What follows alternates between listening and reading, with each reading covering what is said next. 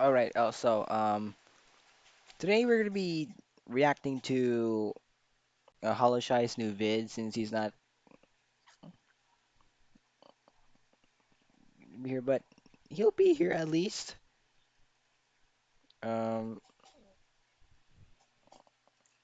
it's called Tatsunoko versus Capcom since I suggested him to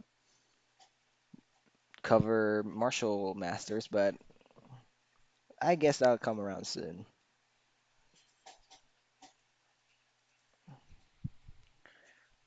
Now I just have to watch his new video of him. Hold on. Hold on.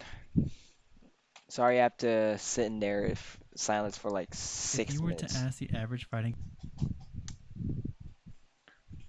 That's the classic switcheroo right there. I got my numpad on the right. Just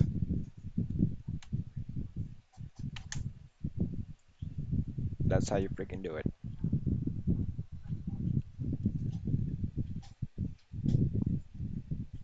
Here we go. It's not yet coming in there, so I can see the chat in here, so he might come around a little. He might come around a little bit, like what's up? I can see him offline on Discord, but I said he'll be here at least an hour.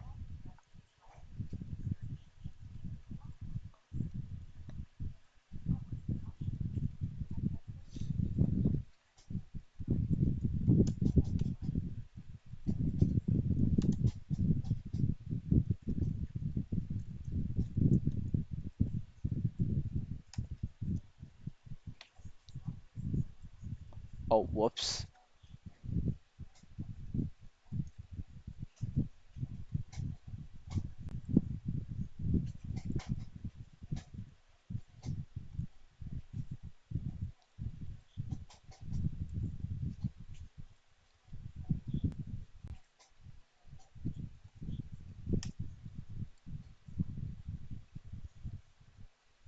I edited it.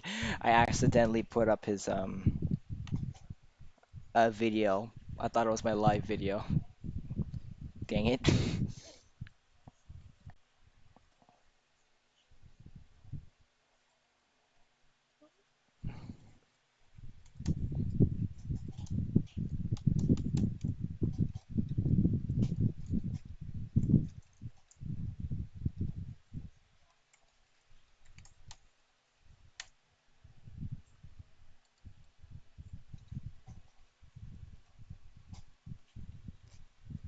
You come around.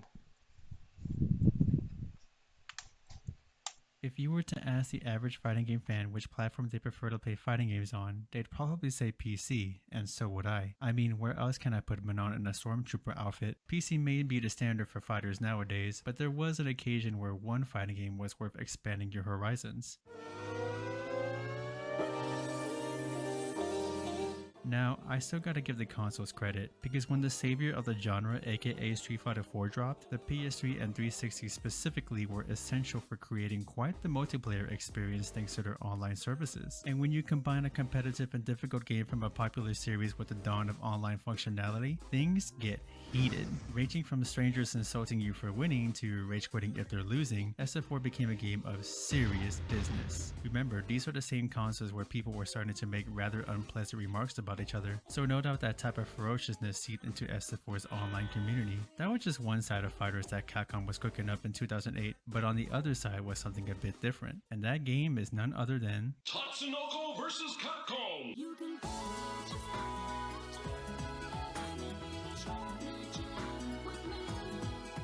Oh just hearing that theme takes me back. Tatsunoko vs. Capcom is a crossover fighting game featuring various characters from the game company Capcom, of course, pitted against characters from Tatsunoko Production, a Japanese animation company. The game is a 2.5 tag fighter akin to the Marvel vs. Capcom series that stood out for its incredible atmosphere and approachable gameplay philosophy. Now you might be wondering how such a seemingly random crossover came into fruition, and as it turns out, Tatsunoko came to Capcom wanting I've a heard of fighting game with their Tatsunoko vs. characters, and the Capcom response was like basically, I'd bet. A couple years later, before and a few Tatsunoko years vs. ago. Capcom Cross I Generation only of know there's Heroes like was released in Batsu Japan and only, Alex but on that there. exclusivity didn't last long as there was And demand from some, all over the world about I mean, having it's an a international Marvel vs. release. Capcom And who S could blame fighting them, game, right? so At this point, Marvel vs. Capcom I don't 2 know. was going on 8 years, Capcom Fighting All-Stars was cancelled, and Capcom Fighting Evolution was a disaster, although it's not the worst fighting game with dinosaurs.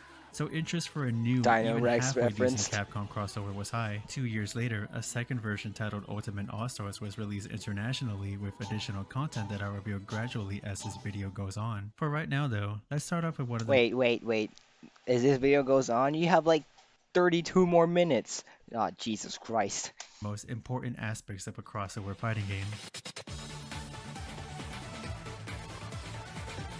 As with all crossovers, a lot of appeal comes from various IPs being represented, and this means picking characters for your game is a more careful process since you want to choose the best out of a very large selection to represent your brand. So I felt it would only be proper to go over every individual character selected for TVC. Starting with the more familiar Capcom side, we have two characters that don't need an introduction but are getting one anyway. These two in fighting game crossovers go together like peanut butter and jelly, so their presence is a given, and they retain all of their classic moves. Chun-Li has plenty of combo variety and mobility to keep opponents guessing, and Ryu's basic design has been enhanced by the game's mechanics. Plus, you can do this sick Link.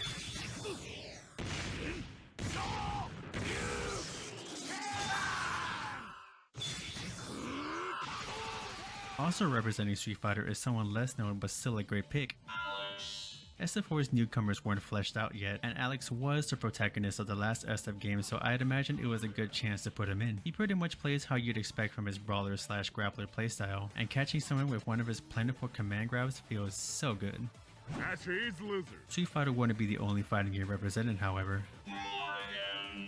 After over a decade of her pixelated appearance, Morrigan was finally given a 3D model. She has her gigantic Soul Fist, Shadow Blade, and many more of her iconic moves. She may be the only Darkstalkers rep, but we still have one more fighting game character coming through.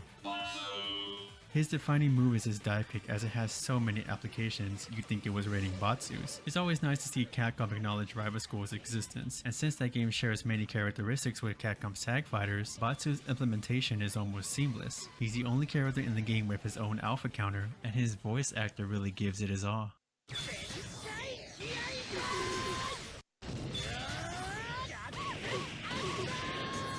Capcom's non-fighting franchises would get some love too, because there's also...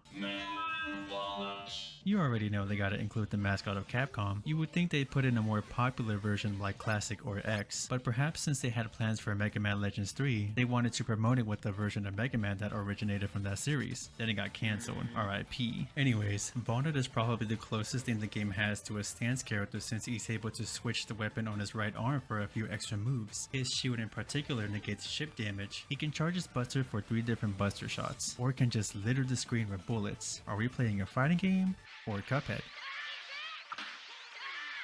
All in all, a really solid character. Fighting This is a alongside really Mega solid Man would editing, be though. one of Mega Man's best friends. Can't say the same why you said like took Her you fighting so game long. reputation up until this point was being a complete joke of a character in the Versus series.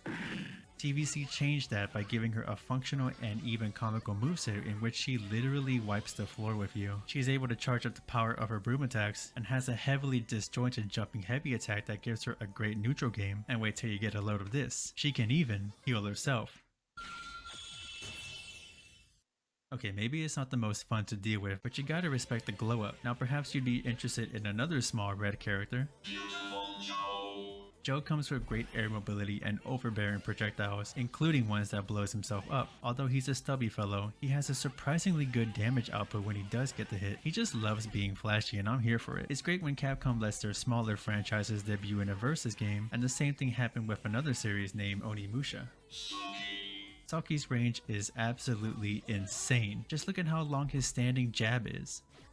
That's quite big. Have a hard time hit confirming? Just pick Soki and jab away. He has good damage, armor, and one of the most interesting supers I've ever seen, in which he temporarily becomes a heavily armored Oni, and any attacks you land will spill out orbs that he can absorb for different effects. After 7 red orbs, he slices you in half, dealing insane damage. Good luck getting it in a real match though. You may have heard of all of the IPs represented so far, but do you know about Originating from a quiz game released in Japan only, Saki has a crazy zoning playstyle. She has lasers, grenades, special bullets that she can load up and you can't tell which one she's going to use, a super in the form of an unblockable missile, and a command grab with deceptive range because a zoner definitely needs one, right? What a crazy character.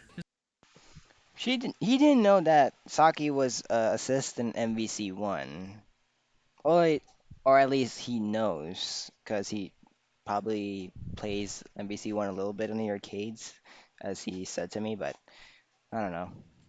There's a few more characters left on the Capcom side to discuss, but I want to save them for a different category later on. For now, let's move on over to the Tatsunoko side. Now, I'll be honest, I didn't even know what Tatsunoko Productions was before this game, but I can appreciate cool character designs when I see them. At the forefront of the group, we have Coming from the show Gatchaman, Ken leads a team of superheroes with costumes based on various birds, and in Ken's case, he uses a variety of thematic moves, like how this boomerang is bird shape or when he swoops down to attack. Not to mention that he's more floaty than the rest of the cast. He even has a screen-dependent teleport. Ken just gives off that perfect courageous vibe that you'd expect from an old school superhero, except for this grab that is just disrespectful. Ken would also bring along one of his crew members, so, based on June's swan theme that she has going on, how could we expect her to play? That's right, with explosions. In addition to her athletic ability and a sweep that has a lot of invincibility frames, she's able to place yo-yos on her opponents that she can detonate at any time, bearing you don't get hit. She can stack up to 5 at a time, and it allows for extra damage, pressure, or just putting the fear into your opponent. Gary! There's a bomb strapped to my chest! It's gonna explode! As Nice, I go through the rest SpongeBob. of the Tatsunoko side, Classic, you'll notice a classic. constant superhero theme going on. Next up, Kashan is an android slash giant robot hunter who has a lot of extremely cool looking moves like this spinning drill kick and an electrified punch that he can charge to become unblockable. Kashan doesn't fight alone, as his dog Fiender can help him out. Fiender can be summoned for a variety of attacks, ultimately resulting in strong setups that could lead into massive damage. If you're not careful, however, the opponent could easily just... God damn, no animals were harmed in the making of this video. Next character. Tekken Man the Space Knight sacrifices speed for power, range, and high health. In addition to his whip and flashing although slow beam supers, he can chuck his lance like a frisbee, but sometimes you gotta manually retrieve it, or risk having a crazy reduction in range attacks otherwise before it eventually shows up in your hand again. And it gives me an excuse to do this edit. Looks like a lance is a pretty effective weapon, but could you expect the same from something like a kendama, a Japanese skill toy? One of the strongest characters competitively, Yatterman uses his weapon to attack anywhere on the screen. He has a running stance for mix-ups, and can lock people down quite easily, all while doing so humorously with his children's toy and his giant fire-breathing mechanical dog. His Yatterman series would end up being the origin for the only villain in the game, and I use that term loosely here.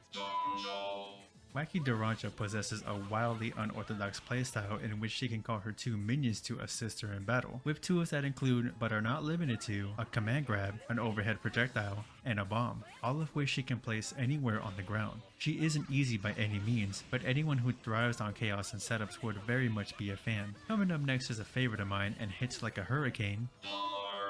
Polymar in his special suit deals great damage with very simple combos and a side switch tool for mix-ups. Like, no, this is really fast. It works in the corner and you can even cancel into it. But Polomar's signature characteristic is his unique emblems that he can acquire in neutral. With the cost of an emblem, he can cancel a special move into another, or you can use all 3 of them to access his level 3 super. And I just want to point out that this guy has one of the zestiest walk animations I've ever seen in a fighting game. Just look at how he's taking his time too. Now if I'm in a fight with somebody and they're coming at me slowly with this, I am running. And we're still not done with superheroic costumes yet, because we got...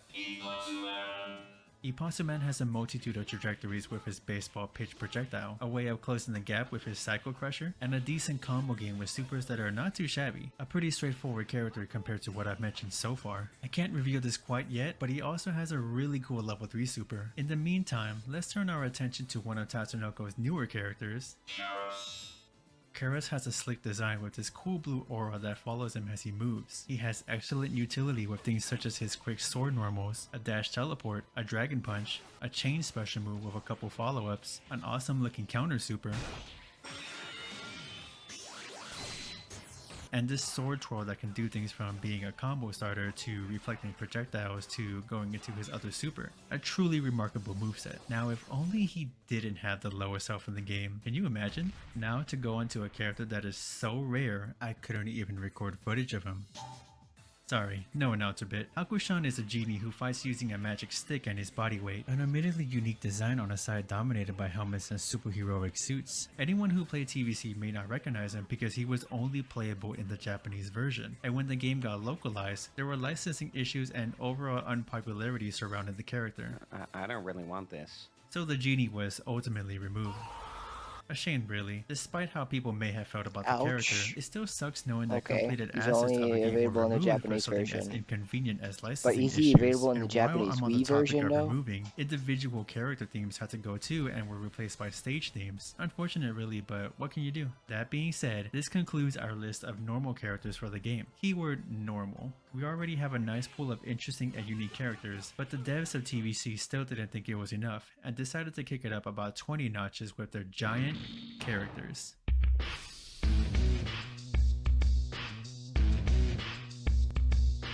When you think about size in fighting games, you'll come to realize that there is a limit to how big a character can be. Sure, there are outliers here and there, and anime fighters tend to have a wider range of sizes, but they still follow the same rules as a normal sized character, such as being able to be thrown, put into cinematic supers, and even fatality. It's easier for game devs to implement characters when they're all in the same size range more or less, and there are two instances I'd like to point out where size was an issue and adjustments had to be made. The first is Ridley in Smash Bros.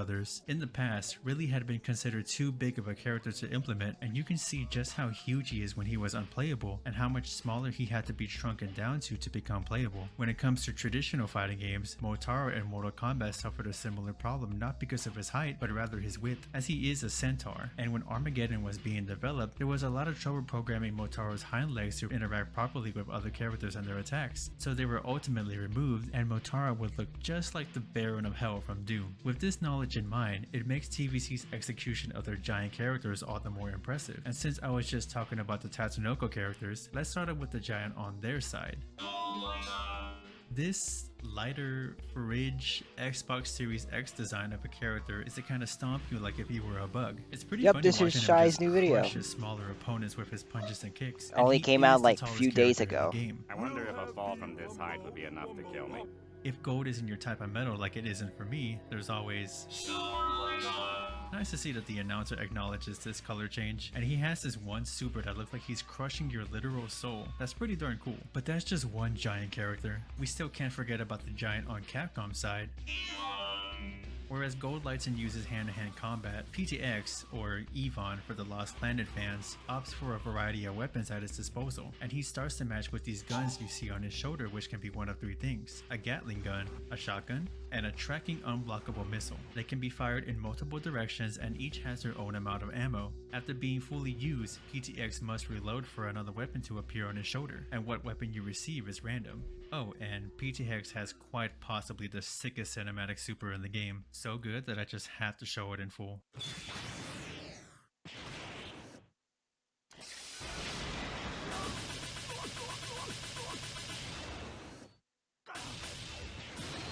I say quite possibly because there are just so many supers like it. Alex will straight up powerbomb you, Beautiful Joe will enact a slow motion action scene, Roll lights you on fire and then drowns you with a giant bucket of water, Karas webs you up before slicing you down, Tekken Man literally chucks you on his lance like a javelin before ramming into you with his giant robot, and Batsu will beat you down with whoever partner he is using.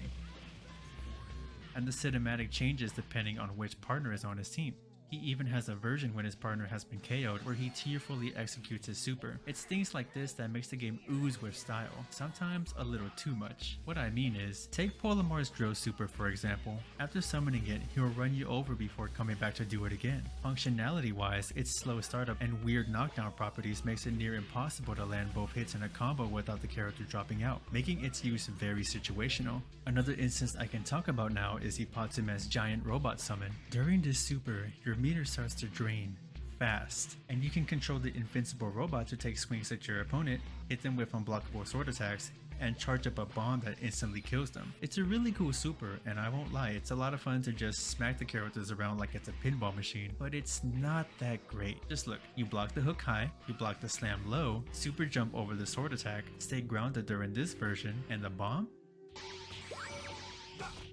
It's interruptible, and before you can inflict any real damage, the super is over, making it only useful for chip kills or timeouts. And of course, there's Selkie's Oni super that I mentioned earlier, but still, I can't really hate on the game for having so much personality, and I'm gonna take this moment of admiring the spectacles to show off the stages. Even though I've been using the training stage for visibility purposes, there exists a wide variety of arenas such as the Burning Damn, this is Wasteland, the only Ashland Castle, Daigo Temple, Las stage Vegas, I've Willamette never Park seen View Mall, before. and many more. I'll leave it to the fans to know all of the stage's origins. Oh, and can we please put on the theme for Orbital Ring Cargo Bay, aka the best one in the game?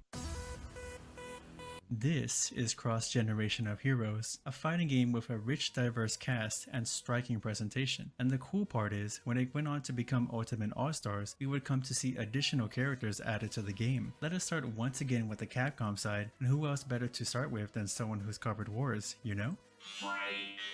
Frank West, or Nico Bellic depending on who you ask, comes with his comic relief style in that he uses everyday objects and zombies to defeat his enemies. His supers consist of a Mega Buster and ragdolling people through zombie hordes like it's a football game, and his English catchphrases stands out in a sea of Japanese dominated vocabulary. Batter up! Go get him! Oh my gosh! It's time to rock! Yeah! To the moon! On the more serious side, we have yet another popular Capcom character who is no stranger to versus games. And before you ask, yes, he's top tier. He's got it all. Zoning, mobility, mix-ups, damage. He even has a sick super where he freezes you in time before cutting through you. Not much else to say about him really. He got a simply Zawardo gets the super. job done. Over on the Tatsunoko side of things, we have my absolute favorite character in the game. Tekkaman to Tekkaman Blade is like Dragon Ball to Dragon Ball Z to me. His design is just immensely badass looking, and the cool factor just goes up when you see his flashy moveset, such as his spitting lance attacks, his jet-fueled air dashes, great mix-ups, and this side switch move. All of his supers are beautiful to look at, and he's just an awesome, top-tier character. I'm real glad he got put into the game. Now, remember when I mentioned the bird team from Gatchaman? Well, one more member decided to come through in the game's update. Joe in his Miguel-like stance is here to put the beat down, and man, he is just brutal in how he does it. His attacks are just so impactful and disrespectful like crazy. He has a really good projectile that he can cancel out of his specials to leave him advantageous, as well as having one of the coolest counters in all the fighting games. And fun fact, he has his post-counter animation that can't be seen without camera hacks since the camera normally pans up. One flaw that he does have is that for some bizarre reason, many of his special moves don't cause chip damage. Kind of a weird thing, but besides that, he just gives off the vibe like he doesn't give a damn, as shown in this super where he fires a barrage of projectiles, including a missile that eventually comes crashing down that damages everyone. Going through these additional fighters made me realize, wow, they picked out a great selection of characters as I like them all very much. So far, we're at 12 characters for both sides, but remember, since Hakushan was removed from the update, the balance was a bit off. The devs knew this and decided to bring in a replacement. Yatterman 1's girlfriend is here to bully people with her baton? Wand? I don't know, but thanks to her weapon she has access to normals that she can charge up, with some of them being unblockable. Not to mention her ever so amazing Yatter shield. It's like Karis's, but even better since it comes out a frame faster, and when reflecting projectiles she creates her own out of it. And if that wasn't enough, she can summon a mini robot to help jump her opponent. Now, I'm no marketing professional, but I like to believe that Hakushan's replacement was better received. Sorry about that, buddy. And with that, our Ultimate All-Stars roster is complete. I know that was a lot of information just now, but the roster is just so full of energy that it was only natural for each character to have their turn in the spotlight. With that, I can finally start discussing how the gameplay works. One thing I have yet to mention, but it plays a crucial part in the game as a whole, is the fact that cross-generation of heroes was only released on 2 platforms. There was the arcade version, which lacked a few characters exclusive to the console version, and that console was a Nintendo Wii. Come on now. Wii? Yeah, you heard that right. A system that is perceived as a casual experience was the only console home to something from one of the most competitive genres in gaming. Like I said, TVC was going in a much different direction than their next door neighbor, and this becomes more noticeable when you see the controls. Whereas previous Capcom vs games had either 6 or 4 attack buttons, TVC opted for only 3: light, medium, and heavy. Add the partner or assist button, and that becomes your entire arsenal. This applied to GameCube, Classic, and joystick controllers, but if you use the Wii Remote and or Nunchuck, it becomes even more simplified. It makes sense since the Wii Remote definitely didn't have fighting games in mind when being designed.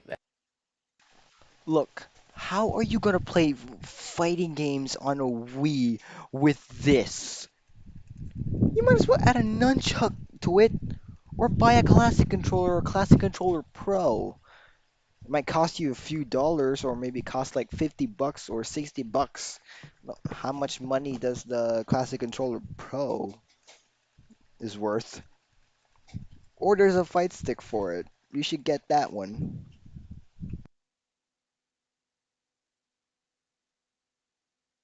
That little control, baby, that looks like a... Because of this, the simplified controls would have auto combos and one direction inputs for attacks and specials whether they were originally charged or not. Sounds familiar, doesn't it? It was a creative way to make use of the weird controllers while at the same time keeping it accessible for inexperienced players.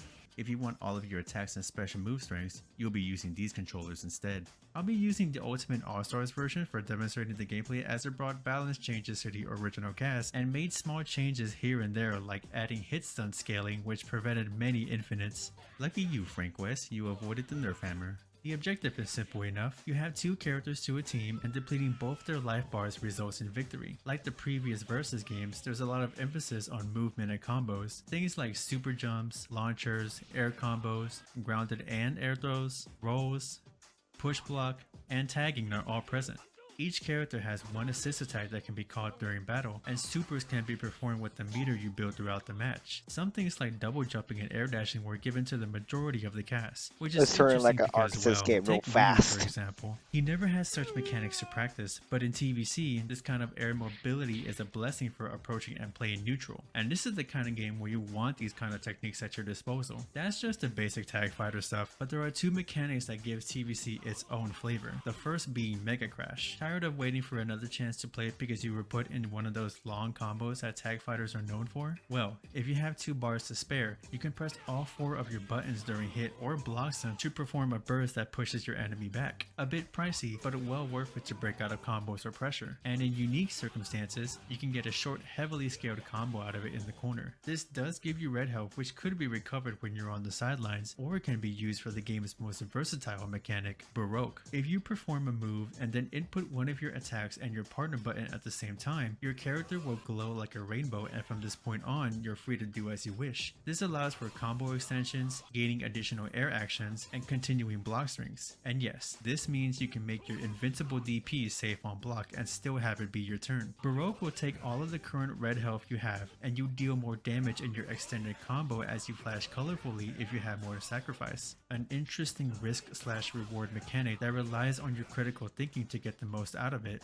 Although the game was geared more towards casuals, there's a good amount of advanced techniques that a hardcore audience would enjoy, as is the nature of a tag fighter. We can't forget about the elephant, or elephants, in the room however. First thing to note, giant characters are on their own. You know how teachers tell the class to pair up? Well, the giants are that one kid without a partner. They have their own big chunk of health, cannot be thrown normally, and Ouch! still have access to plenty regular techniques like air combos, Mega Crash, and Baroque.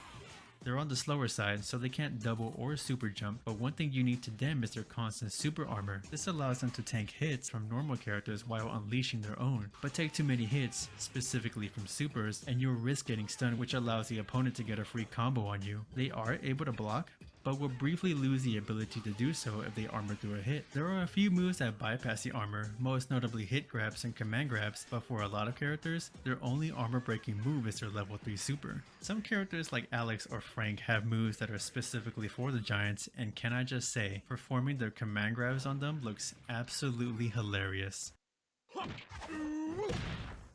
Gotcha! Whoa, whoa, whoa! Yeah! Now that I covered the gameplay, I think it's time we start talking about the content outside of it. This is where both versions of TVC start to heavily differ. Take the arcade mode for example, the one you'll be playing to unlock the additional fighters. In it, you'll be fighting a total of 7 battles before reaching Yami, the final boss. Originating from the Capcom series Okami, Yami has 3 phases. Oh, he feels like he's worse than Abyss or Onslaught. This mode on or maybe the first Galactus version, for that you'd earn matter. a small animation for your character that was produced by Tatsunoko Production themselves. They can range from all sorts of things like Ryu fighting a giant monster, Capcom characters joining Yatterman's squad, PTX fighting giant mechs, and June doing Chun-Li's spinning birdcake on a bunch of thugs. Cool, right? Well, I'm here to tell you that they're all gone from the international release. Instead, you'll receive a couple still images with boxes of dialogue. I'm unsure of the reasoning behind this, maybe more copyright issues, but it's not the biggest deal. Wait, was that in the world. Hayato? TVC has a few more modes that are pretty Dang. self-explanatory, and a shop that allows players to unlock things like illustrations, models, and additional colors with currency gained through arcade mode. Exclusive to cross-generation of heroes are these Mario Party-esque minigames that involve the playable characters, and can be played with up to 4 players. I thought Soki's minigame in particular looked super fun. Having to deflect flaming meteors is a cool game of endurance. On the other hand, Hakushan's math minigame sounds like a massive headache to someone who's not that great at math like Bro, they got a math mini game. Oh, this is not gonna. This is not gonna end well for me, who fails at somebody who fails at math, like me, obviously. You know why Asians can't even do math right? We pass like science or English and every other subject except math. Trust me, it's a real thing. Or maybe it's if you see the Asian memes. me. Maybe this is the real reason he was omitted later on. Over in Ultimate All-Stars was something a little different. First, after beating arcade mode, you can press a button during the credits to control Doranjo and her crew, or roll on her broom if you were using her, and start collecting the occasional gold letters that eventually spell out "thank you for playing." This unlocks Ultimate All Shooters, a more full-fledged top-down shooter minigame where the 4 playable characters each have unique abilities. If you don't think that's a fair trade-off, well, perhaps you would have enjoyed the other exclusive and final mode to the international release, online multiplayer. Yep, TVC managed to be included near the dawn of online gaming, and although it wasn't anything like we have now, I mean, Wi-Fi is literally One thing in is the the mode's netcode name, it good. was still cool to be able Delay-based to fight rollback. anyone I in don't the think region. rollback is The not Wii yet servers added have till long since shut 2020. down, But the existence delay-based of Dolphin netcode, emulating the online experience has delay allowed the netcode. TVC community to thrive to this day. And over the years, the game has had many tournaments offline and online. If you're wondering about a tier list, well, there's not really an official one, but based on overall opinion, it'll roughly look something like this. Make no mistake though, it's still a relatively balanced game. Sure, Yatterman, Blade, and Zero have clear advantages over the rest of the cast, but characters like Polymar and Karas can pull their own weight. As for the Giants, they're tricky to place. Let me stray off a bit to show off some gameplay from tournament player GC Yoshi 13. Not just because he enjoys my content, but because he's also a fantastic PTX player, and seeing him plow through smaller characters with armor is quite the sight to see. Now, Dang, a giant pro bear player can be likes a battle Hollow's of epic content? proportions That's since a super armor verse isn't I'd really see. a thing here, but against normal characters, it's not so straightforward. Is it really a perfectly balanced versus, as PTX claims in one of his win quotes? So the funny thing is, Giants were originally banned in tournaments because their matchups were too polarizing. For example, a low tier like Tekkaman is an excellent pick for Giants, not just because of his armor break moves on point, but as an assist, allowing someone like Ipatsuman to combo Giants quite easily, considering he's the only character with no way of breaking using their armor. Characters like Morgan, on the other hand, may have a harder time because of a lack of armor break moves despite being the better character overall. Because of this, a rule known as a fanfic clause was created. There's a few iterations, but the idea was for character changes to Was be that a allowed if a giant Pokemon? character was selected. Didn't matter if you won or chose your characters first. When it comes to actually fighting the giants, the optimal plan is to play a runaway game to take advantage of their limited mobility and chip at their health little by little. This combined with rough matchups and the fact that their grabs have abnormally long tech windows undoubtedly made them a huge liability. No pun intended. I guess that's just how it goes in the fighting game world. Nonetheless, TVC has had a large amount of character variety in tournaments due to the mechanics really helping I out don't know with evening Pokemon the until playing I field. played That's Diamond on the really DS, impressive for a so no. 2008 game that only had a I single only played like patch. 30 But the passion minutes. doesn't just come from the players. The game as a whole is a product well worth trying out for a multitude of reasons. From the source material being respected, to the experimental gameplay designs, to all the countless Easter eggs that would make this video way longer than it already is if I kept mentioning them all. Reception for the game was positive, and countless fans have asked for a re-release, but I just can't shake off this feeling that the game had a lot going against it. I mean, I called it underrated for a reason, but how is that the case if the game is so universally praised by those who played it? EVO.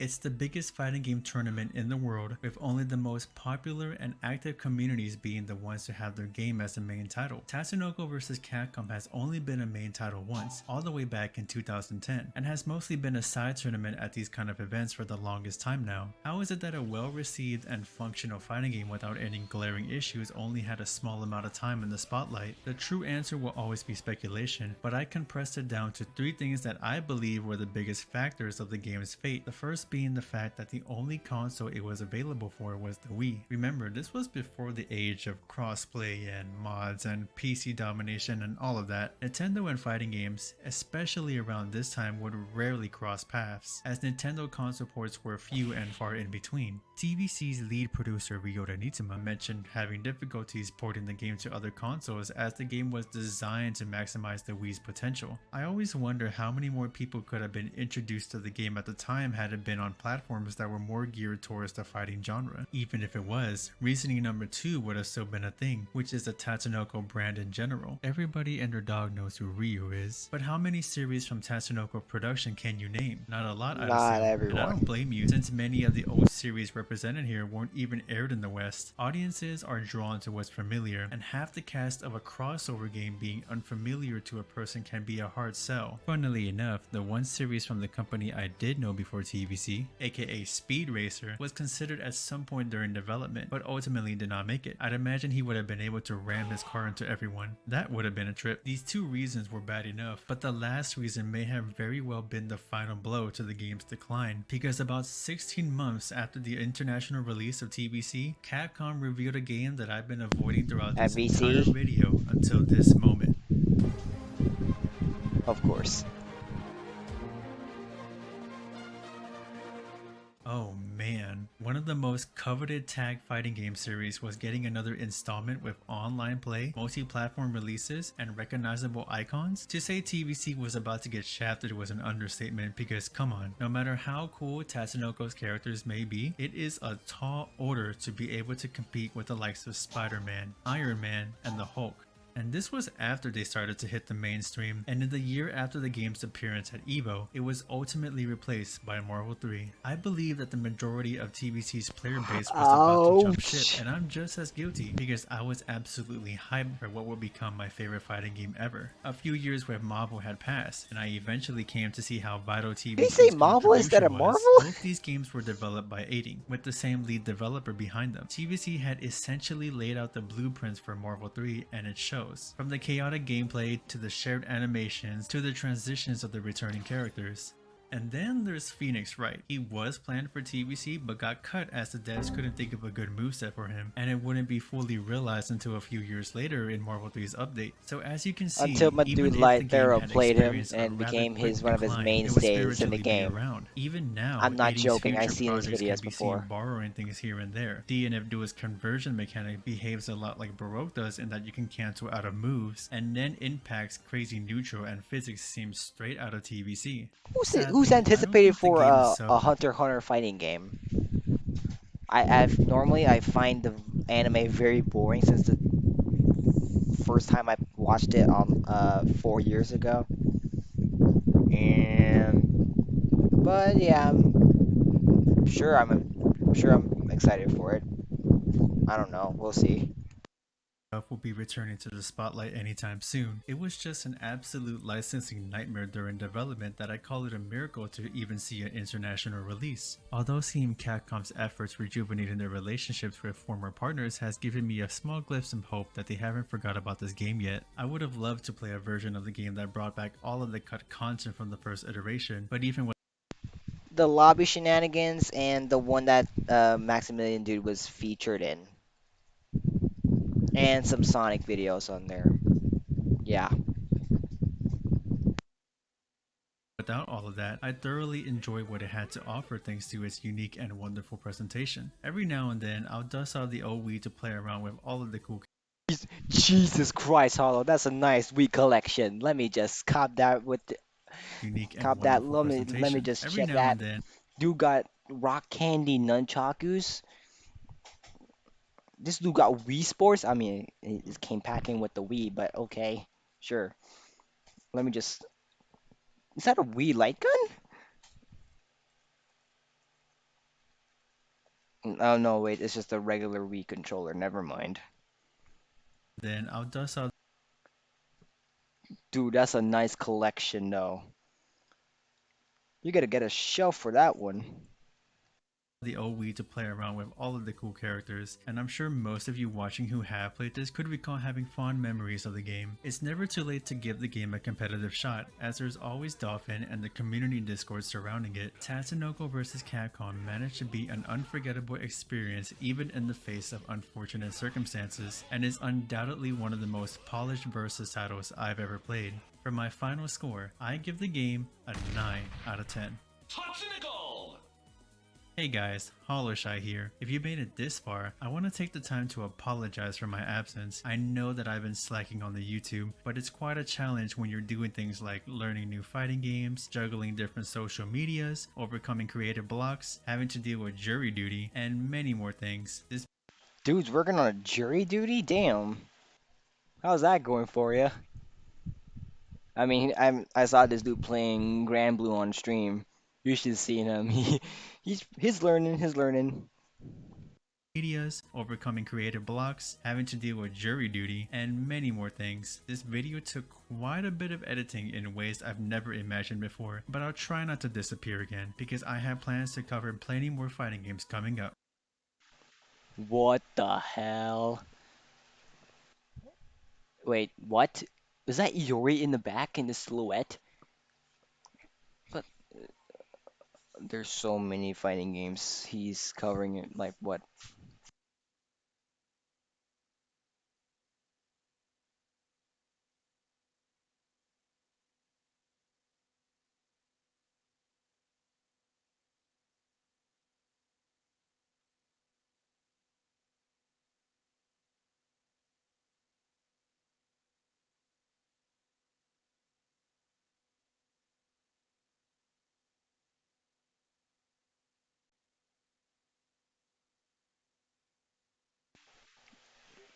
I want to give a shout out to Dr. Science for fact checking my script, and I also want to give a shout out to all of you for over 13,000 subscribers on this channel. It really means a lot to me. This has been hollowshy, and I'll see you all next time. All right. I think that's all for today. I don't know why. But I hope you guys enjoyed this reaction of his new video. It's been pretty great so far. Tatsunoko cost me $80 and I played it once. Oh, I hope you got good money though. Well, it's almost 11:50, so I might as well go to bed. I have a second day of school ahead of me. But then again, I'll try to stream at Friday night.